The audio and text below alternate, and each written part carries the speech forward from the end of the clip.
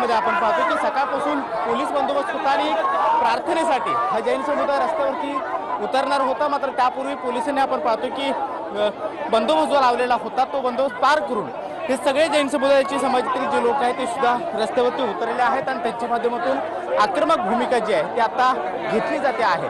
खरं तर मुंबई लाठीचार्ज कर रहे हैं, इनको चूड़ियां पहन लेनी चाहिए।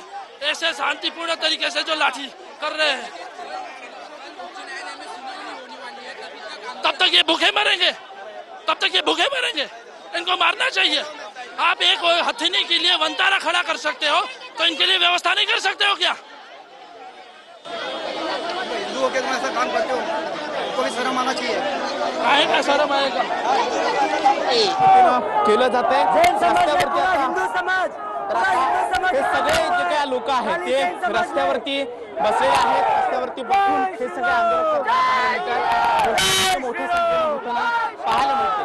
खरं तर पोलिसांनी त्यांना समजवण्याचा प्रयत्न सुद्धा केलेला आहे, मात्र तरी सुद्धा रस्त्यावरती बसून आता ही आक्रमक भूमिका जी आहे ती या सगळ्या लोकांकडून घेतली जाते आहे। तर दुसरीकडे आपण पाहतोय हे सगळी कबूतरखान्याचा जो काही ताडपत्री टाकलेला जो काही भाग होता तो सुद्धा हटवण्यात आलेला आहे। ताडपत्री बाहेरची काढण्यात आलेली आहे। त्याचबरोबर जे बांबू आहे ते सुद्धा पूर्णपणे विस्कटून काढले जात आहेत आणि या सगळ्या लोकांना आता शांत करण्याचा प्रयत्न पोलिसांच्या माध्यमातून केला जातो आहे। मात्र सगळे लोक आक्रमक झालेले आहेत, त्यांची भूमिका आक्रमक आहे आणि ज्या प्रार्थनेसाठी हे सगळे लोक जमणार होते त्यांना खरं तर समजवण्याचा प्रयत्न पोलिसांनी केलेला होता आणि सकाळपासून जी काही माहिती मिळत होती त्यानुसार आजचं हे जे काही आंदोलन होतं किंवा जी काही प्रार्थना केली जाणार होती, प्रार्थना सभा होती ती रद्द झाली अशा प्रकारची माहिती मिळत होती। मात्र त्यानंतर आपण पाहतोय या सगळ्या परिसरामध्ये पोलीस आणि जे काही आंदोलक आहेत त्यांच्यामध्ये मोठ्या प्रमाणामध्ये बाचाबाची होताना पाहायला मिळत आहेत। पोलीस त्यांना अडवण्याचा प्रयत्न करत आहेत, मात्र दुसरीकडे हे सगळे आक्रमक होऊन या सगळ्या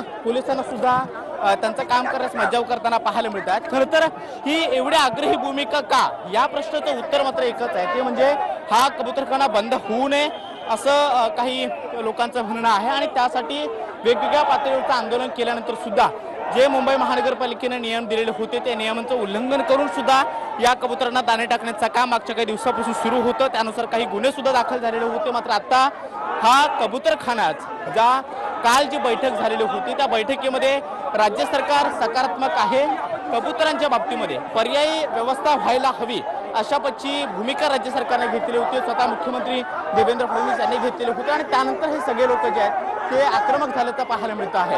ही आक्रमक भूमिका पाहता जो कबूतरखाना सील करण्यात आलेला होता किंवा जो पूर्णपणे बंद करण्यात आलेला होता तो पूर्णपणे आता उखडून काढण्यात आलेला आहे। या सगळ्या कबुतरांना हे कबूतरखाना मोकळा करून देण्याचा प्रयत्न या सगळ्या लोकांच्या माध्यमातून केला जातोय। खरं तर या सगळ्या लोकांना आवरण्याचा प्रयत्न पोलीस करतात, मात्र तरी सुद्धा हे सगळे लोक जे आहेत ते आक्रमक होताना पाहायला मिळतात। त्यामुळे आता नियम